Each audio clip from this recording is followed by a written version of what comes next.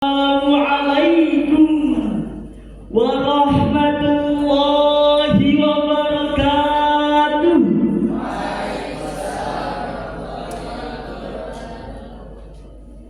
Alhamdulillahi wa kafa. Wassalatu wassalamu ala nabiyil mustafa wa ala alihi wa sahbihi ahli sidqi wal wafa. Amma ba'd. Dewan Hakim yang arif dan bijaksana, hadirin sebangsa setanah air yang kami banggakan, saat ini kita sedang berada di era Super Smart Society 5.0 yang merupakan the big bang of information. Era menjamurnya berbagai media komunikasi dan informasi yang semakin mengagumkan. Diikuti perkembangan teknologi yang semakin canggih, media sosial telah memikat hati sebagian besar masyarakat dunia untuk memarakkan percaturannya. Namun sangat disayangkan jika kita lihat dari jumlah penduduk Indonesia yang berselancar di dunia maya, realita pengguna media sosial banyak disalahgunakan. Tayangan anarkis yang tak dapat dijadikan tontonan, pornografi dan tabungan tak lagi dapat dikendalikan, bahkan konflik pribadi maupun golongan tak jarang diperlihatkan. Inilah hadirin gambaran kecil dari sebagian pengguna media sosial yang kurang bijak dalam menggunakannya. Oleh karena itu, pada kesempatan yang penuh ruh ini, perkenankanlah kami untuk menyampaikan syair Quran yang berjudul Kritis dan Bijak dalam Bermedia Sosial. Dengan landasan awal, marilah kita renungkan firman Allah dalam Al-Quran surah Al-Hujurat ayat 6. A'udzu billahi minasy syaithanir rajim.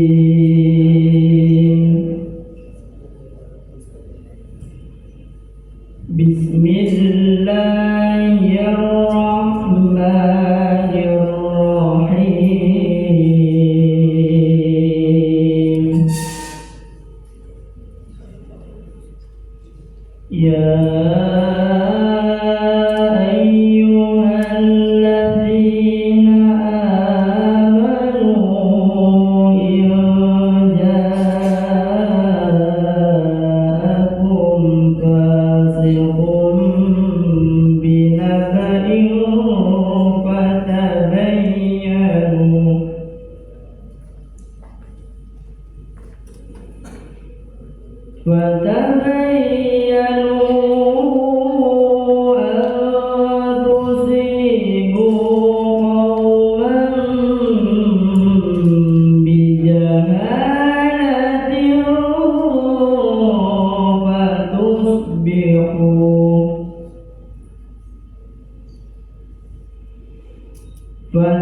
فتصبحوا على ما فعلتم نادمين.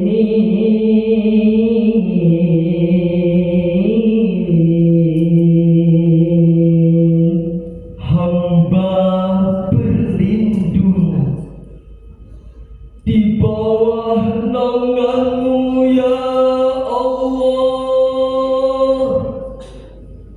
dari usikan syaitan yang tertutup. Dengan menyebut asma Allah yang maha pengasih lagi maha penyayang. Wahai orang-orang yang beriman, jika jika seseorang fasik datang kepadamu membawa suatu berita, maka telitilah kebenarannya, agar kamu tidak mencelakakan suatu kaum karena kebodohanmu, yang akhirnya kamu menyesali perbuatanmu itu. Hadirin rahimakumullah, Profesor Dr. Muhammad Quraisyah di dalam kitab tafsirnya Al-Misbah jilid 12 halaman 587 sampai 590 menjelaskan bahwa lafaz an-naba berarti berita yang penting, sedangkan lafaz khabara berarti kabar secara umum, baik penting ataupun tidak. Ayat ini memberi pelajaran kepada kita akan pentingnya memilih informasi yang kita terima dan memilah pula informasi yang dapat kita percayai. Sedangkan menurut ilmu ma'ani, ayat ini merupakan jumlah insya'iyah yang mengandung suatu instruksi.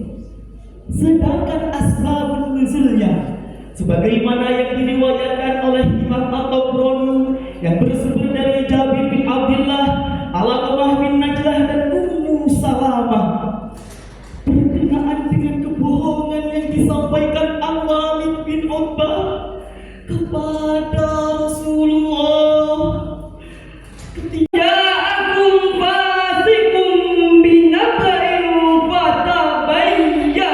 jika seseorang fasik datang kepadamu membawa suatu berita, maka bertabayunlah. Dengan demikian, ayat tadi memberi pelajaran kepada kita akan pentingnya memilih informasi yang kita terima dan tidak tergesa-gesa dalam mengambil keputusan.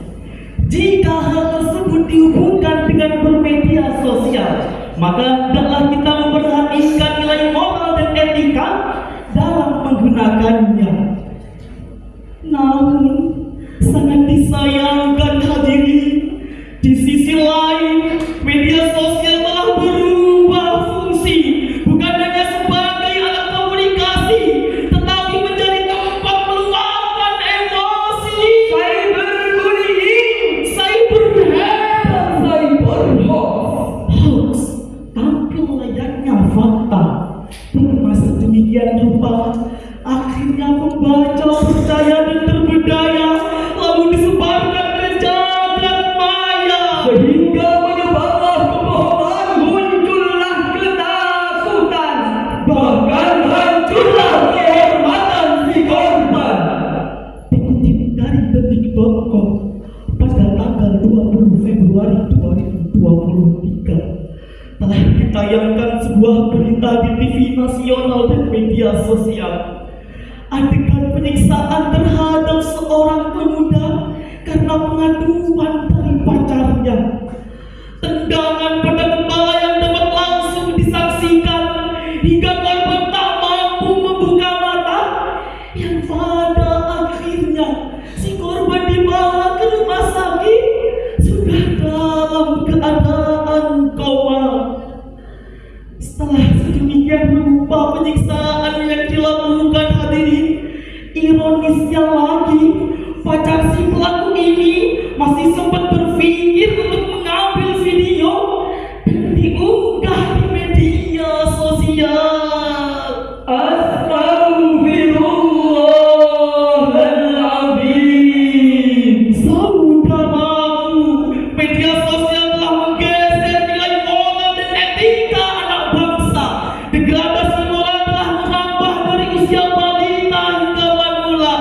Kejahatan pun dapat dilakukan tanpa adanya tatap muka. Peretasan, Bahkan penipuan terorganisir secara nyata.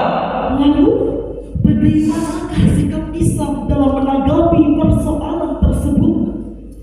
Sebagai jawabannya, marilah kita renungkan firman Allah dalam Al-Quran surah Ali Imran ayat 110. kuntum khaira ummatin ukhrijat linnasi ta'muruna bil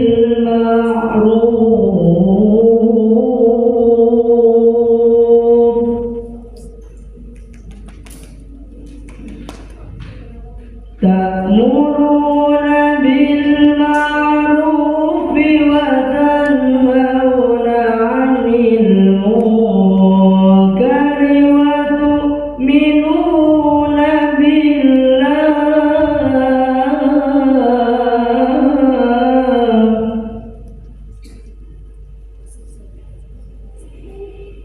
walau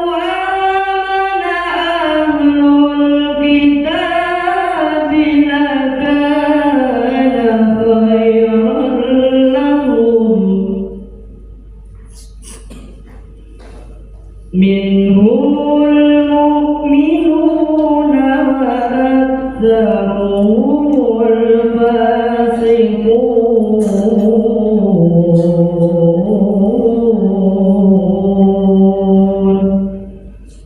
Shadaqallahul azim. Kamu umat Islam adalah umat terbaik yang dilahirkan untuk manusia, karena kamu menyuruh berbuat yang ma'ruf dan mencegah dari yang munkar dan beriman kepada Allah.